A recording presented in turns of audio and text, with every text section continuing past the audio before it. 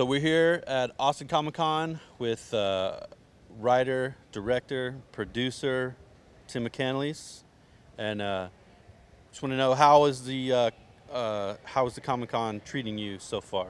Oh, it's been great. I haven't been here that long, but at the dealers' rooms, always amusing.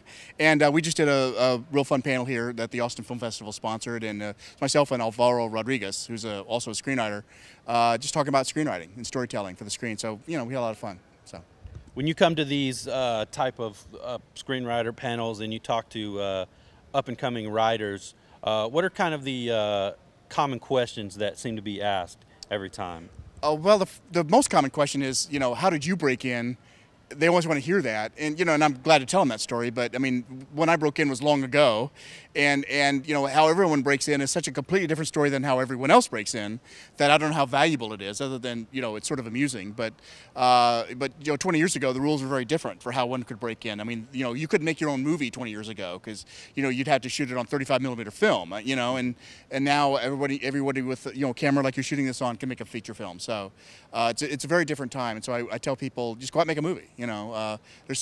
So that's probably the most common question is, how did you break in? The subtext of that being, how can I do what you did?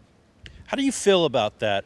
The fact that anybody now with a camera and a halfway decent computer can go and grab a couple of friends and go out and make a movie, and if they work hard enough, actually make a halfway decent movie without having to jump through all the bells and hoops and whistles that you had to in the past. Right. Well, I think it's really exciting. I mean, first off, just because there's a million times more movies getting made, that doesn't mean there's a million times better movies out there worth watching. The first problem is a lot of these people make a movie and then the script is almost an afterthought. But that being said, I mean, sometimes maybe the 1% of these movies, maybe there's really a great story that somebody wants to tell there, and so then the challenge becomes, how do they get this movie seen?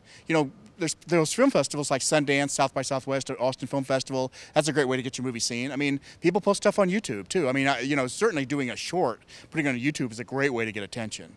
So, so I think it's great. I think we're seeing the problem is that that has always been that movies are considered, the 7 studios, have these theaters, and you put your movie out there and it goes on 3,000 screens. I mean, we've got to get past that model to the model of, a certain, and I don't know what the answer is, maybe branding or something, but I think music industry is figuring that out. They're getting past the music, past the big labels, and artists are selling directly to their fans.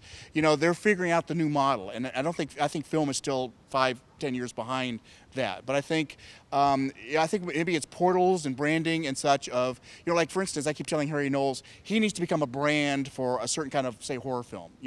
Harry Knowles, so he finds a bunch of movies like that are great that haven't been seen, and he could just through his site you could see them. And he would take a few pennies of it, and he could become a portal in that way. I think maybe that's because the problem is for the audience. If you want to find a certain thing, how do you find that movie? And so so I think just finding that audience, because they're out there, is the trick. And I think through sites like y'all's that y'all are doing, I think that's a great step in the right direction. So. Nobody's quite figured it out yet, but I think people are circling the answer. Yeah, it's kind of it's the wild, wild west out there as far as filmmakers. Yeah. Anything goes. Anybody that wants to make a movie can make it. Just because it's being made doesn't mean it's good. Right. But people are taking the chance, and they're realizing that the opportunity is there. I want to thank you a lot for coming here and speaking at the panel, and just being just a good inspiration for Austin filmmakers. Well, great, because a lot of us coming up, or I say coming up, I mean some of us have been doing this for a while, but we always kind of look to you guys, you and Robert Rodriguez, as guys who are maybe a few steps ahead of us, but you've paved the way that we are heading. Oh, well, and we appreciate that very much. We're just schmucks like everybody else, you know what I mean? We just like movies and want to get movies made. So, we're not any smarter than anybody else out there. We just, I know Robert and I, and all the guys, I'm grateful to be in the company with him. We just work hard and try to get movies made that we like, That's really the only secret of why we're doing that. So everybody else can do that too. I've got a couple TV things that are sort of in the early stages.